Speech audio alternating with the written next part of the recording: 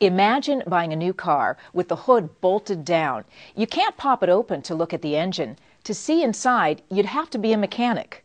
Imagine the kinds of materials a car company might be tempted to use if their customers couldn't see inside the engine compartment. Would they go so far as to leave out important parts if they thought they could get away with it? As unlikely as it sounds, this scenario is happening right now, only it's not in the automotive industry. It's happening to people who sew. I don't expect to spend several $100s on a machine that was a piece of junk. Even now when I talk about it, I'm getting aggravated and upset. If this machine had been a real life person, or if somebody would have been there from that company, I would have picked this machine up and tossed it right at him. Americans love to sew. It's estimated more than 35 million of us have a sewing machine at home.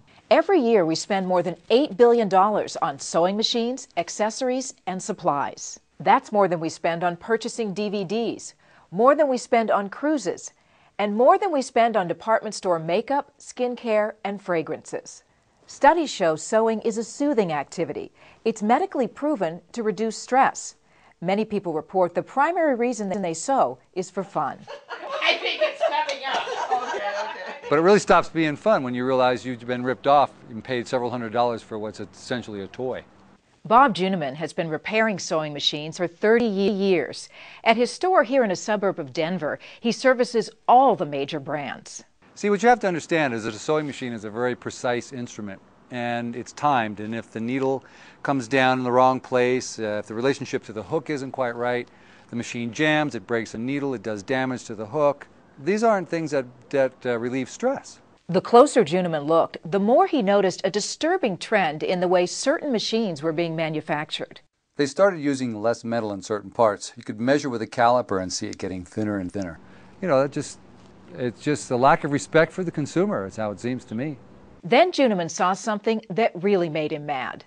What really ticked me off is when I opened up this one particular brand of machine and I found there was actually no frame inside of it. It's just plastic covers with parts screwed in. It was like a toy. Why does a sewing machine need a frame? Because at the high rate of speed that needles and hooks go to make stitches, if the frame is not substantial, things flex and you get bad performance. You might even have a needle smack directly into a hook. I mean, that could be dangerous. Needles can become projectiles. I actually pulled a needle out of my forehead once on the bench because two pieces came together at a high rate of speed. This is exactly what happens when you don't have a metal frame. As you notice, there's a lot of movement in places where there should be none. And if the frame doesn't constrict the machine so that that can be the case, then the machine's kind of free to just flex as it sees fit. So the net result would be hooks and needles colliding, which could be dangerous, or lots of skip stitches because the needle and the hook are too far apart. Sewer Sandy Thompson learned firsthand what it was like to use one of these machines. It was the night before I was to have these angel costumes done for a church play that was going on. The following evening was dress rehearsal. It was about 7 o'clock at night and my machine died. It literally died. So I went to one of these big box discount stores and bought what I thought was a pretty decent machine for a couple of $100s. And I got it home, and within a half an hour the straight stitch was not working. The zigzag was making some weird sound. I don't know what it was. And so the next morning I took it into the repairman and see if he could repair it, and he said there was nothing he could do about it. So you paid several $100s for what was basically a throwaway machine? Oh, I was furious. Up to 3 o'clock in the morning fighting with that thing, I was livid. Janomen says his service business has seen a dramatic increase in these poorly made machines. So many, in fact, he began to take pictures when they came in. You know, the part that really ticks me off is the company that makes these kinds of sewing machines, they know how to make a sewing machine. They know how they should be constructed.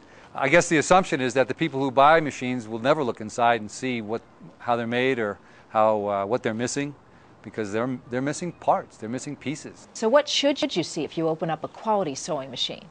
You should see a metal frame inside.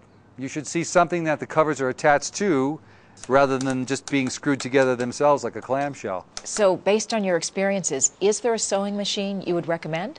You want me to say that on camera? Sure. Well, Janome, when I worked at a multi-line dealer, they were the machines with the least problems by far. So, you know, I'll fix any brand of machine, but I only sell Janome. if I was to apply the same forces to this machine that I applied to the other one, this is what it should look like. There should be barely any perceivable motion. We searched online for several of the machines you say were poorly made, but we found they were given high ratings, even by some well-known consumer publications. Well, what it seems to me when I read them is that there aren't any techs involved. There aren't people who really understand the machinery well enough to give a qualified answer as to how well the machine works. It's as though they place more emphasis on gimmicks that the machines have built into them than whether the tools actually work. So when someone's buying a machine, how can they make sure they don't get ripped off? Try to make sure the machine has an interior metal frame. Another good idea as far as getting information is to go online, go to chat rooms, find out what people are saying about the machines that they've purchased.